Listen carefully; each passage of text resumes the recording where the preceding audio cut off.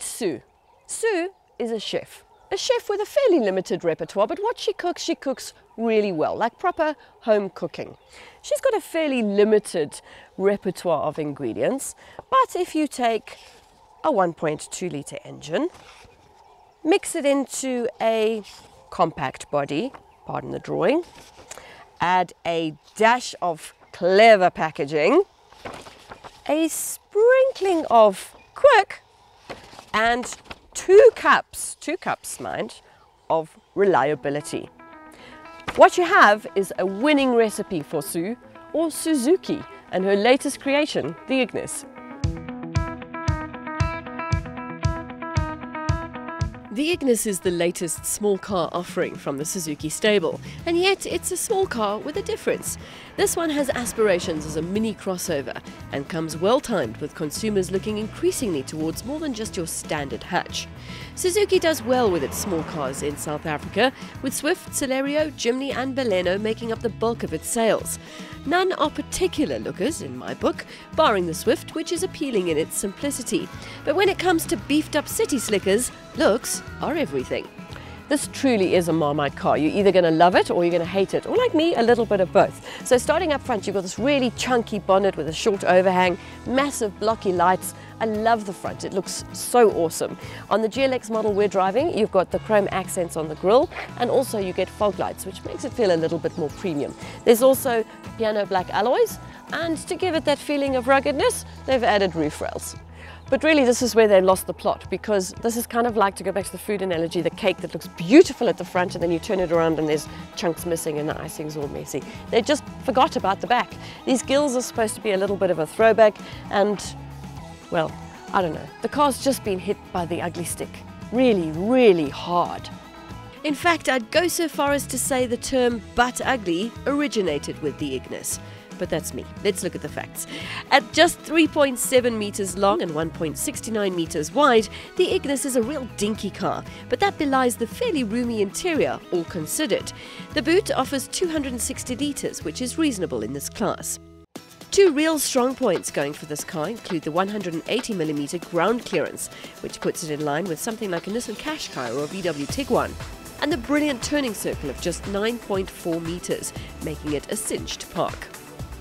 But perhaps its strongest selling point is the price. Starting just under 170,000 Rand, the Ignis should have no problem enticing potential owners behind the wheel for a test drive. The great thing when you're inside the car is that you no longer have to look at the outside. I'm kidding. The interior of the Ignis is where you have all Suzuki, only better. They really cooked up a cracker with this model. Yes, everything is quite basic and simple, but everything is also then easily accessible and easy to use. The plastics might seem a little bit hard, and maybe the choice of two-tone white and black might not wear so well, but it really does have oodles of personality and funk and spunk inside the car. I love it. This GLX model we're in is definitely worth paying the extra 20 grand for, because it comes with a whole host of extras. Things like keyless start, stop, height adjustment for the driver, you've got speakers in the back, there's rear park distance control, there's a whole host of things that come with the GLX model. Also, if you want to pay an extra 15,000 Rand, you can go to the top spec auto model, but really when it comes to city cars at lower prices, the autos are never great, so we'd stick with the manual. And it's a nifty little gearbox with good ratios between the 5 speeds. Yes, the 1.2 litre only puts out a seemingly meagre 61 kilowatts, but out on the road it combines with the 113 newton meters of torque to give you more than enough oomph for modest overtaking maneuvers. The steering is somewhat numb, but weights up with speed, and the ride quality is really not bad, with the Ignis handling bumpy roads quite well. It's really more than adequate for what you need in a city car. One of the factors that can be a concern when it comes to more affordable cars is safety, and it's great to see that Suzuki really hasn't skimped there. You've got dual front airbags, ABS, EBD, there's ISOFIX in the rear if you've got kids, although if you do and they're not in child seats, you should be aware that the middle seat only has a lap belt. Other than that, really it has all the safety spec you need. While the car does feel as top-heavy as it looks in corners, that is also to be expected considering the Ignis only weighs 850 kilograms. It's this trimming of fat which makes the body a good combo with this engine. And that's good for fuel consumption figures too. Ignis will sip just 5.1 litres per 100 kilometers according to Suzuki.